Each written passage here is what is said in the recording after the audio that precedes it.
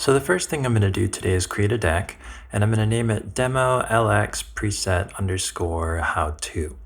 So that takes me to a blank template, and I'm going to pin this so that as I'm typing things, it doesn't decide to navigate me away, which sometimes happens in Soundflow. So pinned it, got it there. Let's name this first button instrument preset 01.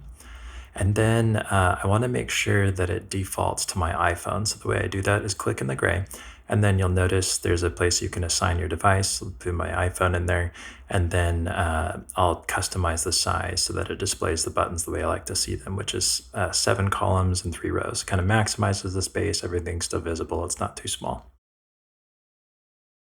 Okay, now back in Logic, I'm going to create a blank instrument track. And when I go to the mix view, you'll see me toggle through a few. I always leave it on single for the macro because then the track that I'm trying to make changes to is always leftmost. So I'll get more into that later. But for now, we'll upload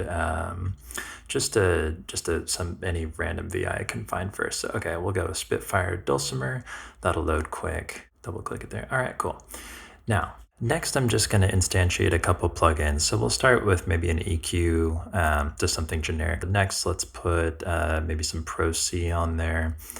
Okay, and then finally just something else. First thing I can think of, we'll go with FabFilter Pro Q2. Why not?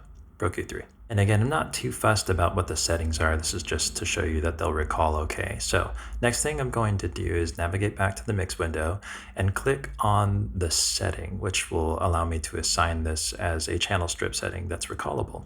So right click, scroll down, save channel strip setting as, and a dialog window will then populate the screen. So let me pull that over to the center here.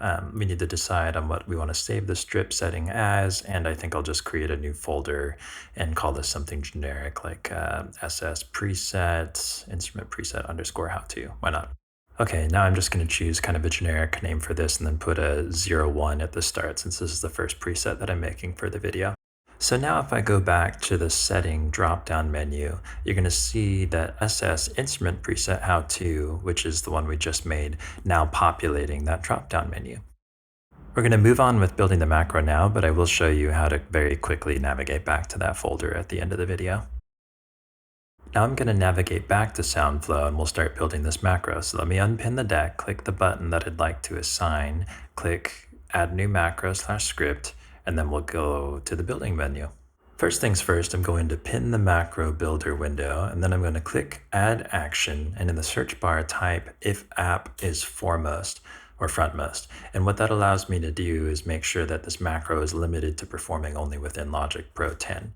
So this button that we've been working on is currently just displaying on the computer, but when I click show deck, you'll see it populate on my iPhone screen through the Soundflow app there. So now you're seeing an action that I've added to the macro called mouse click relative to UI element. And what that's done is allowed me to select a portion of the screen in Logic, anchor it to coordinates. I actually have the Y value reversed. I'll fix that in a second. And what that's going to do is click the setting drop-down menu for that leftmost instrument track. And I have it set relative to the top center. So yeah, correct it to positive 33. Press the button, boom. There it is, just the drop-down menu I was looking for from the leftmost track.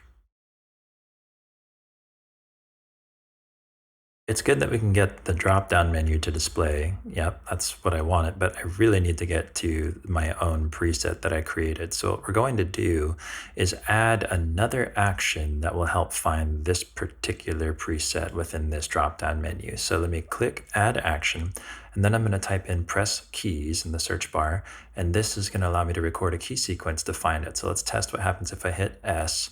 We go back, drops down the menu after I press the button, okay? And that took me to the save channel strip. That's not what I'm trying to get to. I want to get down to the SS instrument preset. So let me try another tactic. I'm going to press L and see where that takes me in the drop-down menu. Okay, yep, that took me to legacy. See, I'm only one below the preset I want to get to. Next, I'll hit up.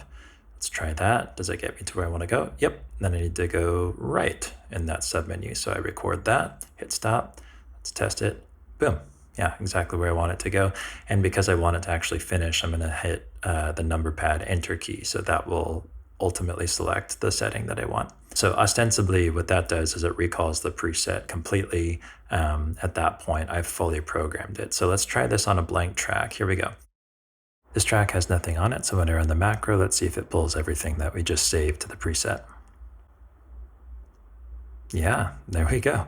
So yeah, the contact instruments there, got all the EQs and the Pro C just as we set. So yeah, I'm pleased with that. So we're in single view. Let me toggle through the other ones. Single is what we need for the macro that we're building, but obviously you need to be able to go and see what else is in your session. So I'm just going to make a quick macro for toggling between the mix views. So we'll label it toggle mix view. There is a hotkey in Logic for this. It's just Shift X, which is not that hard to press, but I just like making a button because I can. So I'm going to. We'll add new macro / script. Go to the builder window. I'm going to pin the command so it stays there, add action, press keys, and then just program the Shift X in there. Got it. Okay, so let's see if that works. I'm going to press the button on my phone now. Here we go. Yep. Go to all, press again. Yeah, back to single. So yeah, I mean, is it any easier than pressing Shift X? I don't know, but I like having a button. Just as a safeguard, I'm going to make sure that this is limited to only Logic by using the if app is frontmost. So let's type in Logic Pro 10. Now we've said that this is the only place that that button will work. Now I want to talk a little bit about how the mouse click relative to the UI element works within Logic and Soundflow. So if we use the macro, you'll see it now populate with everything that we set before, which is great. However, if we go back to Soundflow, you'll notice this button has this command has a pick button. I just clicked it. And now if I go back to Logic, it highlights red, the target. Now, if you look at first layout item, it says 01SS instrument pre, and then the first button is what it's saying it's going to click, and you'll notice there's a 14th button option. I'll demonstrate now why it's important to be really specific what's being clicked. So let's start by creating a new track. This is instrument 3, and you'll notice that if we try running the macro, nothing's happening, right? And if you look at the setting, there's nothing there except blank text setting. So it's not saying 01SS instrument, whatever the last instrument was called. And if you look at the macro in SF or in Soundflow, you're seeing that it's too specific. So let's make it a little more general. We'll go to the first layout item or the 14th button and see if that fixes things. So that pulled up something from the track we were just working on when we'd rather stay on instrument 3 and make changes there. So how do we fix that? I'm going to open up the channel strip components just to show you what's being displayed here. So then we'll add another element, maybe type a number label and see what that looks like. Okay, so it has a new graphic element now and it pushed what we basically said is the target down. And that means that what used to be button 14 is now going to be button 15. So you can start to see how this is going to be a little overwhelming if you're not sure how to navigate this. Well, there is a way. And it's not just assigning button number 15 in this case. Yeah, so I want to make this a little bit more dependable. Even if I get rid of the type and track number and then try and revert to setting this to button 14 where I click it now and you look and you see, oh, button 14 is an option. This is still not really a great solution. We want something that's stable, that's going to do the thing every single time. I'm just going to switch the channel strip setting really fast and then we'll try another approach. I click pick, go back to Logic, and now hover over the entire track area. You'll notice the whole rectangle is red. Now, if I go back to Soundflow, you'll see that last item there, first layout, 0, OP instrument. We want to make it more general. We'll make it first layout item. This is literally the leftmost track in that display. So the ones to the right of it, those won't be affected unless we specifically target them. So I'll show you what I mean. Let me choose pick and then we'll go hover over instrument 3 and you'll notice now it's, the third layout item, which if you always want to affect the third layout item, great. But I like single view because then it's always going to be the leftmost track. So let's reselect that. Okay, it's got the entire leftmost track. It's going to be the first layout item. I've made it more general there. And now we need to get the X and Y coordinates. I've worked out that 33 is the Y coordinate, but let me show you how I did that. At the moment, this is clicking relative to the top center of the leftmost track. Now, if I change that to the top left, you'll notice it's going to do something weird. Took us to the stereo track. Yeah, okay, so we need to obviously fix that. So let me go back into Soundflow. We'll make sure that it's clicking relative to the top center like we had it set, and just double check and make sure that's still working. Click the macro. Okay, cool. Yeah, I pulled out the preset that we set up earlier. That's what we hoped for. Yeah, it's got the Spitfire dulcimer as we expected. Okay. So first I'm going to disable the press keys, which is what navigates us through the drop-down menu from the channel strip setting I showed you at the start. And we'll go back and change the Y value. And then I'm going to show you with repeated presses where that mouse is clicking inside of the logic window. So just keep watching over that leftmost track. Okay, you see it's kind of clicking just a little bit below the options button. So it's clearly not far enough down. If we try and use guesswork and maybe try a value of 10, let's see what happens there. Okay, still not far enough, right? The mouse is only halfway between the options button and the settings button that I'm actually trying to get on that leftmost track. Instead, if I hover the mouse over the top center of that track and hit Command-Shift-4, I can now take a screenshot, and you'll notice there's two values, the X on the top and the Y on the bottom. And if I come down, click drag to about 33, that looks like it's pretty much the center of that settings button. And rather than taking a screenshot, you can hit escape before it does that, so you don't just end up with a lot of screenshots on your desktop. But that's how you do it. That's how you find the Y value. And now I'll test it. Yep, it's clicking it every single time.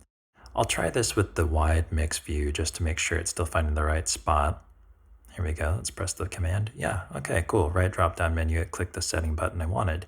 Now I'm going to add the press keys back in just to make sure that still works. And it did. If you want to speed up the pressing of these keys, there is a way to change the speed of that to make your macro just a little bit zippier. And the way you do that is go back into Soundflow, click the rightmost cog, and then click fast, and that'll speed up the pressing of those keys.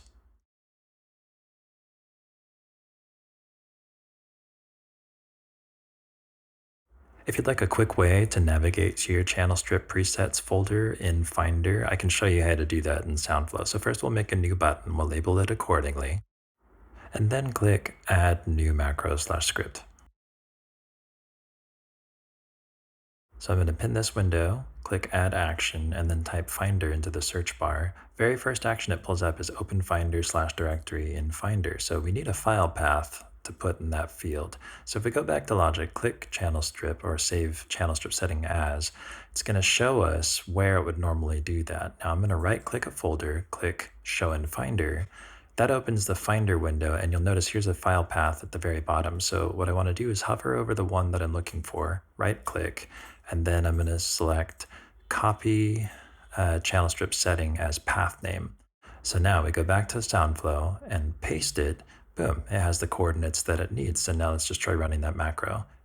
Instantly took me to the Channel Strip Settings folder. I'll show you how to do this in Logic one more time, so let's go back. The dialog is still open. We right-click the folder we're looking for, Show in Finder, and then you can see that there's a pathway below. So let's do the instrument folder this time. So one step further than the channel strip setting. Let's paste that and see if it updates. Yeah, okay, cool, there it is, that worked fine.